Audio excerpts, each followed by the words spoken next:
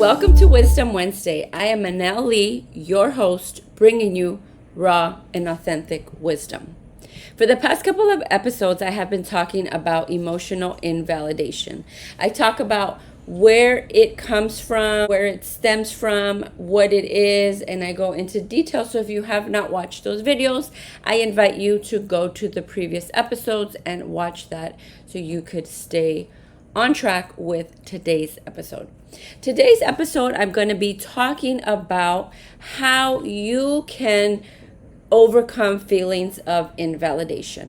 But before I get started, I wanted to share with you a study that was conducted in 2003, because I think this is really important for you all to understand why healing emotional invalidation is important. Okay, so as I stated, emotional invalidation is when a person's feelings are diminished, ridiculed, ignored, or rejected. One study published correlated emotional invalidation in childhood, including psychological abuse or minimization of experiences related to chronic emotional inhibition in adulthood, which in turn significantly predicts psychological distress, particularly in the form of depression and anxiety-related symptoms. So friends, this is why it is extremely important for us to understand and heal through our feelings of emotional invalidation. Oftentimes, because we are not equipped with the tools, we can sometimes invalidate others without even knowing. And I'm going to give you some examples of what it may sound like, and you can identify whether you have experienced being invalidated or you yourself have invalidated others. Us invalidating others, again, could be subconsciously. We could have the best intentions. It is important for us to recognize how we can invalidate others, because invalidation could include blaming others. It could include judging others, denying and minimizing others' feelings or experience, or even our own, judging ourselves, blaming ourselves, minimizing our own feelings or our own experiences. It's important to understand that invalidation is not simply disagreeing. Invalidation is when you feel or you make someone else feel like their feelings aren't important, like their feelings don't matter. In essence, you're telling them, I don't care about your feelings don't matter, or your feelings are wrong. Let's get into some examples of emotional invalidation may sound like. It could sound like, I'm sure it wasn't that bad. You're so strong though, you can handle that. Oh, I'm sure you just took it personally. I'm sure they didn't mean it like that. Just let it go. It could be worse.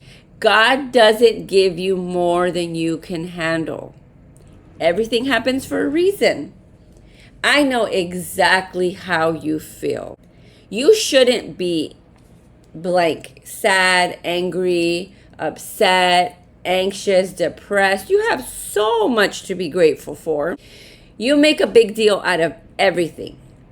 That didn't happen. Stop making things up. You're overreacting. You probably misunderstood. Stop being so sensitive. Grow some thick skin. You're just looking for some attention. Oh my goodness, you're so dramatic. Can't you just get over it? Those are all examples of what emotional invalidation may sound like. So today I'm going to give you the tools that you can apply today to work on your feelings of invalidation, or maybe recognize that you subconsciously are invalidating others and you could stop that. So let's get started. Number one, start with self-validation. I cannot stress the importance of you me, doing the work. Nobody could do the work for me. Nobody could do the work for you. So it will serve you to learn how to self-validate and not depend on external validation, friends. What does that mean? What does that look like? It means that you recognize your emotions, you acknowledge your emotions, you validate your emotions, you don't suppress them. Because if you continue to suppress your emotions, it's gonna eventually come up. Think about a beach ball in the beach or in a pool. Have you ever tried, or have you ever seen you try to push it underwater? What happens? It comes right back up. So if you try to suppress your feelings or continue to invalidate your own feelings, it's going to come up. Your emotions are going to come up. And sometimes it will cause you sickness, it causes mental health, it causes several things, or sometimes you may just blow up for no apparent reason because you have these feelings that have been built up and not dealt with. Friends, one of the ways that you could self-validate is to be okay when someone disagrees with you. Someone doesn't have to agree with you for your feelings to be valid. Remember that. Your feelings are valid whether someone else agrees with you, accepts it, sees it. You don't have to justify what you are feeling. Stop depending on others to validate how you feel, to validate what you think, to validate what you believe, to validate what's important to you. You are the answer. It will serve you to learn to self-validate, friends. If you take anything away from this, is know that your feelings are valid without needing other people's validation. Number 2, have a supportive community. Community is so important. Community has been such a huge, enormous part of my own healing journey. Get yourself connected with people who are going to uplift you. Get yourself connected to people who are not going to invalidate you. Have people that are going to speak life into you. People who are kind, people who are honest, people who are not judgmental. And if your circle doesn't currently include these characteristics that I just mentioned, it may be time for you to reassess who is in your circle. Number 3, practice self-compassion. In your healing journey, you are going to make mistakes for the rest of your life. I'm sorry to have to burst that bubble for you. Learning to practice self-compassion, to give yourself grace, is going to serve you. Remind yourself of your worth. Remind yourself who God says you are. You are enough. And you matter regardless of what other people think. So practice self-compassion.